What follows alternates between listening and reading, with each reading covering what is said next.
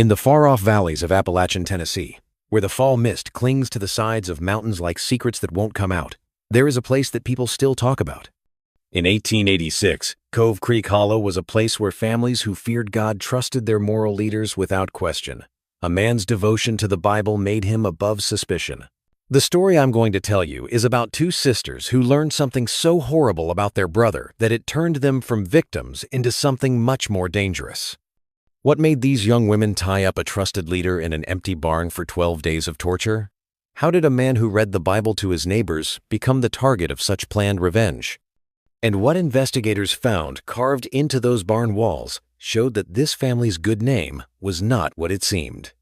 The sisters' terrifying revenge revealed secrets that had been hidden for years.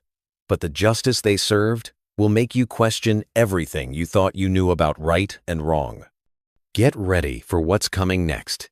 What these sisters went through and how they dealt with it will make you question the very nature of family, faith, and justice. Sheriff Ezra Whitman opened a letter on a cold morning in October 1886 that would change his mind about one of Tennessee's most respected mountain families. Reverend Marcus Townsend's shaky writing told of 3 nights of strange screams coming from the empty Hensley tobacco barn, sounds that scared his horse away from the property and kept him praying until dawn. The Methodist preacher's account, which is now known as Evidence Document Number 1 in Carter County Court records, had a disturbing detail that would haunt investigators for decades. The screams weren't random. They followed a set pattern, as if someone was timing intervals of suffering. As the unofficial spiritual leader of Cove Creek Hollow, 4-year-old Silas Hensley commanded respect. He was a bachelor who could read the Bible, which was rare in a place where most people couldn't even read their own names. Families came from as far away as 15 miles to his Sunday meetings. They were desperate for spiritual guidance in the harsh Appalachian wilderness, where death stalked every winter and salvation seemed as far away as the nearest town. Sheriff Whitman's first investigation notes, which were written on the 21st of October 1886, included statements from 8 different neighbors who said that Silas was God's chosen vessel and a man who never spoke harshly. But experienced lawmen saw red flags in these glowing character references that showed disturbing inconsistencies that needed more investigation. Sarah Mullins, the Hensley family's closest neighbor, lived 2 miles down the hollow. She gave Sheriff Whitman the first solid proof that something bad was going on behind Silas's good face. Her sworn statement, which was written down in the sheriff's investigation ledger, showed that Mercy and Charity Hensley had not been to a single community event, church service, or holiday celebration in more than 4 years. Sarah's testimony took a disturbing turn when she was asked for more information about how the girls looked during her short encounters. Both sisters had obvious facial deformities and developmental delays that made it clear they were either severely malnourished or something much worse. Silas's explanation for their condition, which was backed up by several witness statements, said that the girls had mountain fever, which meant they had to be completely cut off from healthy families. Sheriff Whitman slowly pieced together the pattern of strange behavior around the Hensley home by interviewing every merchant, neighbor, and traveler who had come into contact with the family. Thomas Bradley, the owner of the store, kept records of his sales in the county courthouse archives. These records show that Silas started buying more and more rope, metal chains, and padlocks in 1883, things that didn't seem to have any use on a tobacco farm. When asked about these strange purchases, Bradley's written response showed that Silas said he was protecting livestock from mountain cats. However, neighbors said the family did not own any cattle or horses. The timing of these purchases was exactly in line with other troubling events that suggested increasing control and secrecy. People in the community were immediately suspicious when Tabitha Hensley died suddenly in 1883. They were used to seeing her at Methodist camp meetings and seasonal gatherings. 2 weeks after Sheriff Whitman began the investigation, Dr. Samuel Garrett's medical inquiry revealed the shocking fact that no doctor had been called to see Tabitha during her final illness. Sarah Mullins's testimony showed that Tabitha had been buried within hours of her death, even though Silas had enough money to pay for medical care. Silas also wouldn't let neighbors see the body or take part in traditional mourning rituals. The grave marker in the family cemetery only had Tabitha's name and year of death on it. It didn't have the usual Bible verse, or personal message that Mountain families thought was necessary for a proper Christian burial. The investigation took a darker turn when Sarah Mullins remembered a fight from 1884 that had been brushed off at the time as normal family defensiveness. In her written account, she said that she had talked to Silas about the girls' education and suggested that they might do better in school with other Mountain children, even though they were supposed to be sick.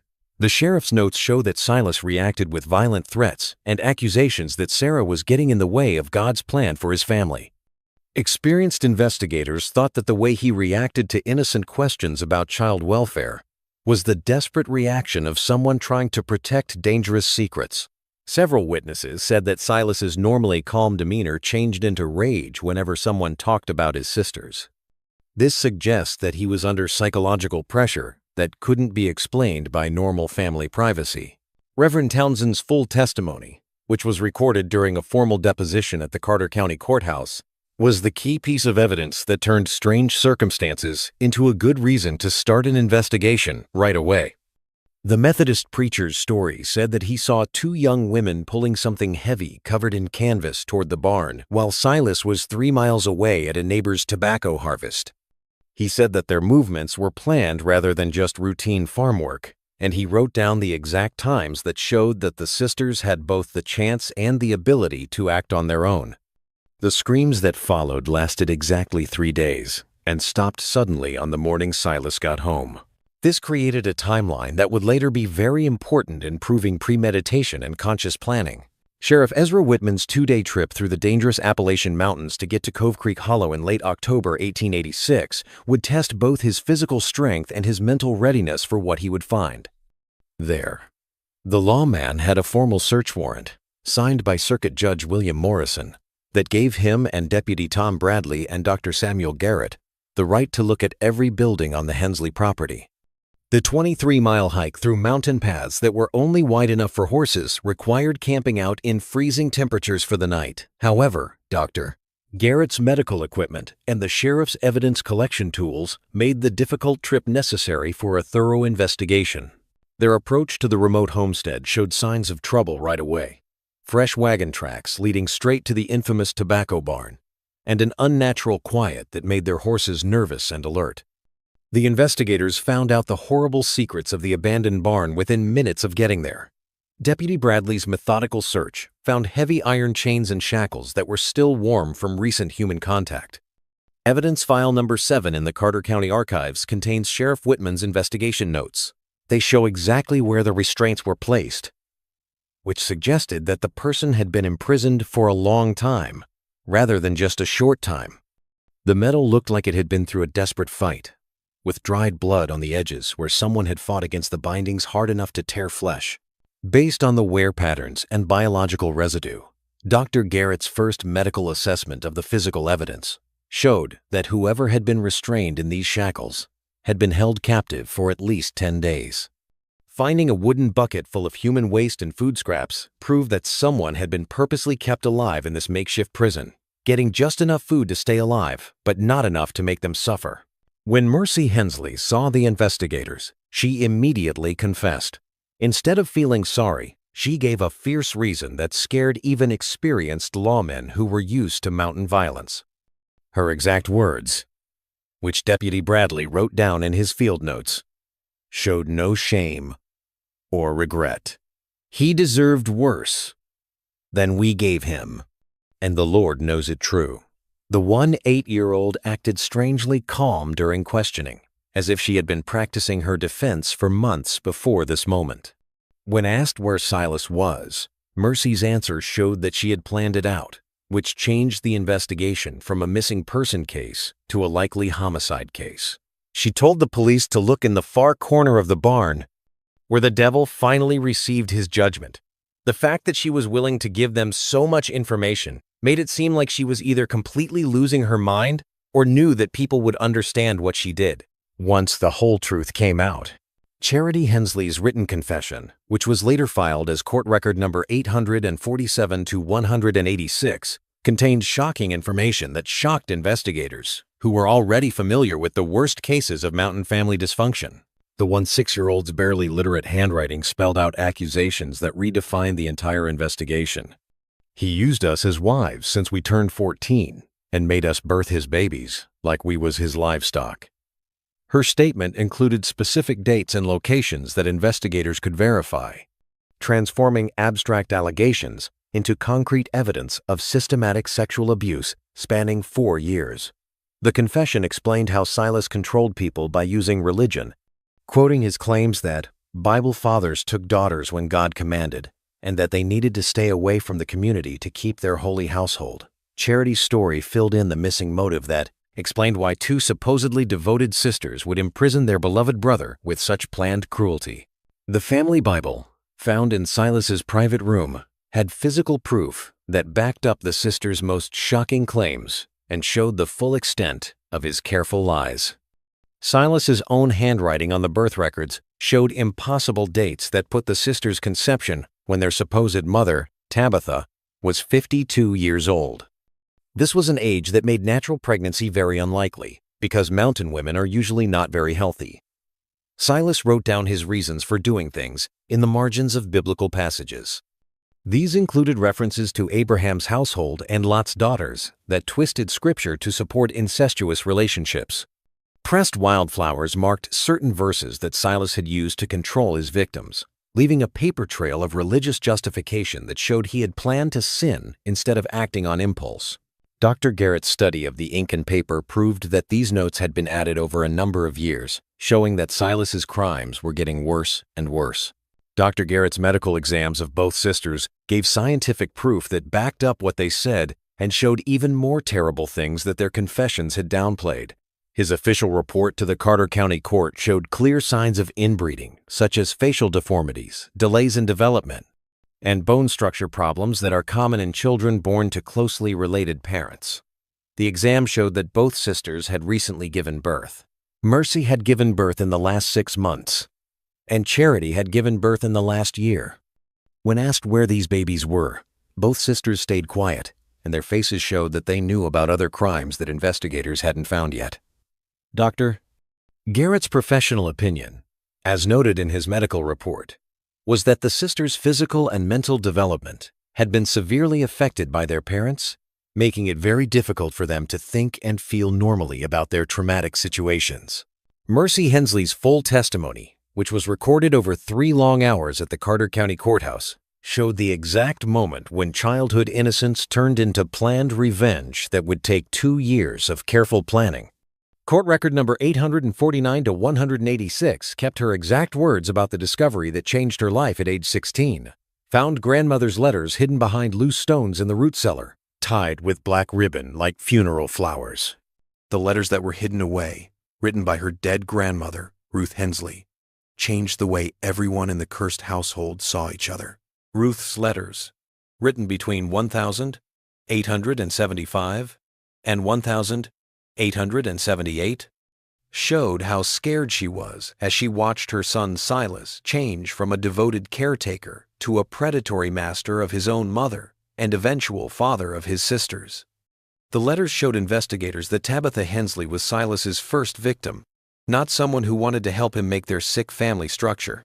Ruth's letters to her sister in Virginia, which are now evidence file number 12, talked about how she saw Silas taking liberties with his mother that no Christian son should contemplate, and how she tried to stop him before she died in 1879. The grandmother's detailed accounts included specific incidents, dates, and locations that backed up what the sisters said later about how their father used religious manipulation and physical isolation to control his family.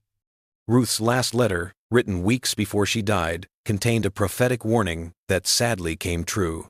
That boy will destroy this family with his devil's appetites, and God help the children who suffer for his sins. In 1883, Tabitha Hensley told her neighbor Sarah Mullins on her deathbed that she was the key link between the grandmother's warnings and the sisters' eventual discovery of their true parentage.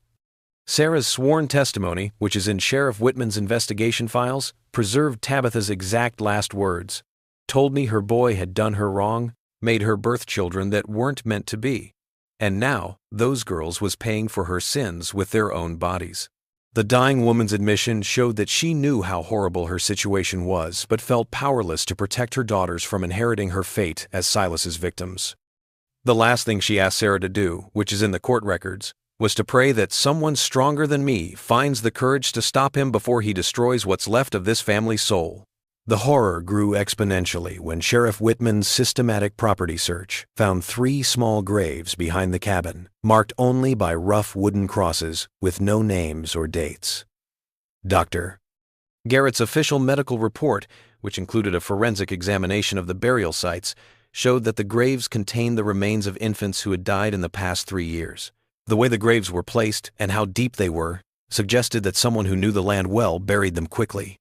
The lack of proper coffins or burial shrouds, on the other hand, suggested that they were trying to hide them rather than mourn them. When investigators showed Mercy this evidence, she said, "Silas said the babies were too weak for God's work, so we gave them back to the earth before they could suffer like us. This made them feel cold." Investigators found Silas's personal journal hidden under loose floorboards in his private room. It contained a 4-year record of crimes against his family that he had committed and confessed to. The leather-bound ledger, which is kept as evidence file number 15 inches, the Carter County Archives, had entries written in Silas's educated handwriting that described his biblical household management with disturbing clinical accuracy. He kept track of the sisters' physical growth, the best times for breeding, and the right amount of food they needed to stay healthy and stop them from trying to escape. The journal entries showed that he had a methodical mind and thought of his family members as animals to be managed instead of people who needed love and protection. The sisters' plan to imprison Silas was well thought out and showed that they knew a lot about how to control someone's mind and body. Mercy's full confession, which is kept in court record number 851 to 186, said that she tricked Silas into coming to the barn by saying she needed his help with a newborn calf. The trick took advantage of his trust in their submission and put him in a remote place where they could get their revenge without anyone else getting in the way. Charity's job was to set up the restraint system with chains that Silas bought himself, which investigators noted in their final report as a form of poetic justice. The sisters had to prepare for weeks to coordinate their efforts. This included gathering food supplies, setting up work schedules so that they could always get to their prisoner, and coming up with a system for rotating guard duty. Mercy's diary entries, which were found in her bedroom and later filed as evidence document number 18, gave investigators a day-by-day account of Father Brother's divine punishment. These entries showed how carefully they planned their revenge. Her notes included detailed descriptions of how Silas's health was getting worse, how hard he was trying to negotiate for freedom, and how he was starting to understand that his victims had become his judges. The diary recorded specific conversations in which Silas tried to use religious authority to force people to obey him. However, victims who had memorized every twisted scripture he had used to justify their abuse read them back to him. The entries showed that the sisters' plan went beyond just putting Silas in jail. They also planned to torture him mentally, so that he would feel the same helplessness and fear that he had put his family through for years. Investigators found Silas Hensley's desperate final confession carved into wooden beams with his own fingernails, which made a permanent record of guilt that no court testimony could refute. The barn walls themselves were the most damning evidence against him. Sheriff Whitman's record, kept as evidence file number 21, included every word of Silas's scratched confession. "I took my mother Tabitha as wife when father died. Made her give birth to Mercy and Charity, who I used as my own wives since they flowered." The carved letters, which were so deep that they drew blood from his fingertips, continued across several beams in handwriting that got more and more frantic as Silas's mental state deteriorated over the course of 12 days in jail. Dr. Garrett's study of the scratched confessions showed that Silas had worked non-stop in the days leading up to his death because he was desperate to write down his crimes before he died.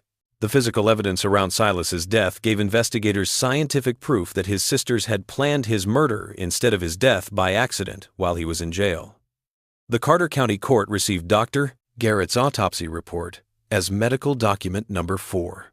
It said that Silas died from being systematically starved and being exposed to freezing temperatures in October, which dropped below 30 degrees during his last week of captivity. The way his body was positioned suggested that he had spent his last hours trying to get to water that his sisters had put just out of reach of his chains. This was a form of psychological torture that made his suffering last longer while making sure he would die. Investigators noted that Silas had been crying non-stop for the last few days, as shown by the dried tear tracks on his face that were preserved by the barn's cold temperatures. This was a clear sign of the complete role reversal between predator and victim. Deputy Bradley recorded the sisters' joint statement as they stood over Silas's body. It gave a chilling look into how carefully they planned their revenge and how little remorse they felt for it. Court record number 853-186 kept their exact words, "We done what the law never would. And now, the devil can't hurt no more children." Their calm demeanor, while talking about 12 days of systematic torture, made experienced lawmen think that they had undergone a psychological change that turned innocent victims into efficient executioners. When asked if they understood the legal consequences of their actions, Mercy's answer showed that they were fully aware of the punishment that awaited them. "We knew we'd hang or rot in prison, but some things are worth dying for, and stopping him was worth everything." The way the community reacted to the sisters' arrest showed a disturbing pattern of willful ignorance that had let Silas's crimes go unnoticed for years. 8 different residents gave testimony, which is in the sheriff's investigation files. They all said they had seen the family's queer ways, but they didn't want to get involved because they thought it would go against mountain customs of family privacy. Sarah Mullins's longer statement showed that several women had talked about their worries about the Hensley sisters not being at community events, but they all agreed that Silas's reputation as a godly man made their suspicions wrong. The testimonies painted a picture of a community that sacrificed weak children to keep things comfortable, which made it easy for Silas to act like a predator without anyone stopping him. Jacob Crawford, the owner of a local mill, gave investigators proof of a planned cover-up that went beyond just keeping things quiet between neighbors and included actively protecting Silas's criminal business.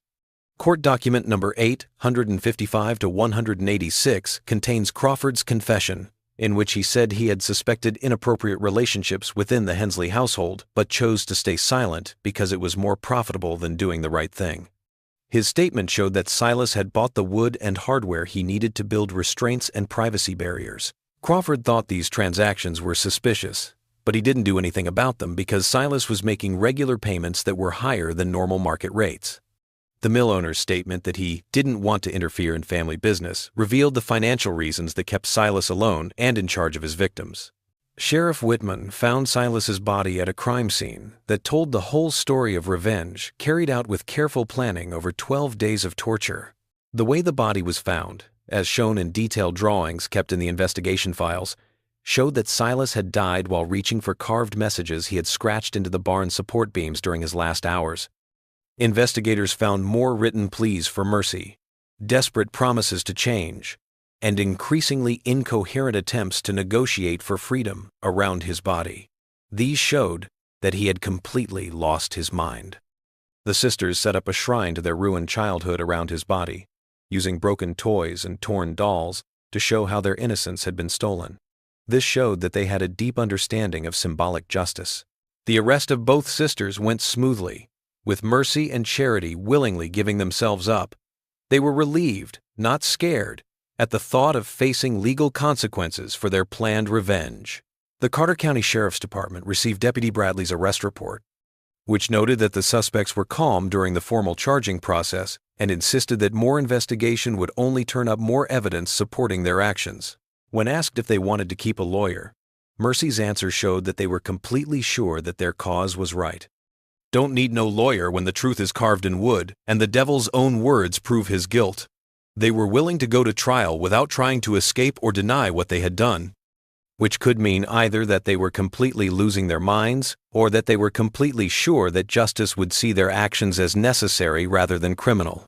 As word spread throughout Appalachian Tennessee about 2 sisters who had delivered biblical justice to their predatory father-brother through methodical revenge, the November 1886 trial at Carter County Courthouse drew record crowds. Judge William Morrison oversaw a case that challenged every legal precedent for cases in which victims became executioners. This created courtroom drama that would affect Tennessee law for decades. Both sisters pleaded guilty to charges of unlawful imprisonment that led to death. They refused to get legal help and insisted that the whole truth be told so that their actions could be understood in the full context of their suffering. Court reporter Martha Williams wrote down every word of testimony that showed how terrible Silas's crimes were. She also showed that the sisters' planned response was desperate justice instead of mindless revenge. The prosecution's presentation of evidence made a full record of how Silas systematically destroyed his family over the years through documented sexual abuse, religious manipulation, and psychological torture that turned innocent children into tools of revenge.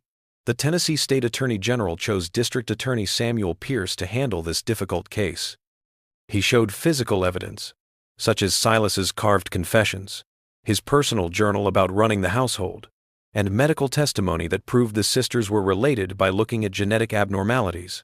Carter County Legal Archive number 112 is the prosecution's case file. It has more than 300 pages of evidence that show Silas was a methodical predator who used isolation and religious authority to keep complete control over his victims. Pierce's closing argument said that even though the sisters broke the law, the unusual circumstances made it morally right for the court to show mercy instead of giving them a harsh punishment. Judge Morrison's sentence took into account both previous cases and the fact that the victims had become their own deliverers of justice through careful planning and execution. His written decision, which is still in the Tennessee Circuit Court records, sentenced Mercy to 3 years of hard labor and Charity to 2 years. He said this was because the younger sister's mental capacity was lower, and she was more dependent on Mercy's leadership during the planning phase. The judge's official statement made it clear that vigilante justice cannot be sanctioned by any civilized court, but that these women had been wronged so deeply that their response, while illegal, deserves our understanding rather than our condemnation. Williams, the court stenographer, recorded the judge's sentencing speech, which set a legal precedent that Tennessee courts would use for generations when dealing with cases of family violence and victim-perpetrated justice. The community's reaction to the sentencing showed that they were becoming more aware of the moral issues involved in protecting children and respecting family privacy. This changed how mountain communities dealt with domestic violence for good. 8 people who had already testified about ignoring warning signs now formed a committee to keep an eye on families that were at risk and tell the county about any strange behavior they saw. Sarah Mullins, whose testimony was key in figuring out the timeline of the abuse, became the community's unofficial child welfare advocate. She visited families that were cut off from the rest of the world and made sure that no more victims would have to suffer in silence. The creation of this protective network, which is recorded in Methodist church records kept at the Tennessee State Archives, showed that the community realized that their silence had allowed Silas's crimes to happen and put innocent children in danger. Silas Hensley's final judgment went beyond his death on earth. The community refused to bury him in consecrated ground, so his body was buried in an unmarked grave behind the Carter County Courthouse. This grave served as a permanent reminder of the ultimate defeat of evil. The Mount Olive Methodist Church's records, which are kept in denominational archives, show that the congregation unanimously decided not to bury him in consecrated ground. They said, "No man who corrupts God's design for family deserves rest among the faithful." His unmarked grave, which investigators and legal scholars visited for decades afterward, only held his remains and the community's rejection of his twisted view of biblical authority. The site became a sad landmark where Tennessee police officers brought new deputies to show them how isolation and unchecked power could turn respected community leaders into methodical predators. The sisters' fate in the Tennessee State Penitentiary for Women showed how bad prison conditions can be and how tragic the cost of their justified revenge was. Institutional records show how they each took different paths toward either redemption or destruction. State archives have Mercy's prison medical files, which show that her health quickly got worse because of the harsh working conditions. Her inbred body couldn't handle the combination of manual labor, poor nutrition, and the stress of being in prison. She died of pneumonia in 1888, as shown in prison death records. She had already served 2 years of her sentence, and behavior reports showed that she fully accepted her punishment and didn't show any signs of regret for what she had done. Charity served her full 2-year sentence. Prison records show that she learned how to read and write and said she wanted to start fresh where nobody knows the Hensley name. This led to her release in 1889 and her trip to Colorado Territory. The Hensley case left behind legal precedents that Tennessee courts have used for generations. It also left behind physical evidence that still helps law enforcement learn how to spot and investigate family crimes in remote areas. The Carter County Historical Society keeps complete case files, which include court records, sheriff's investigation notes, medical examiner reports, and pictures of physical evidence. Legal scholars and criminologists study these files to learn how systematic abuse can turn victims into agents of justice.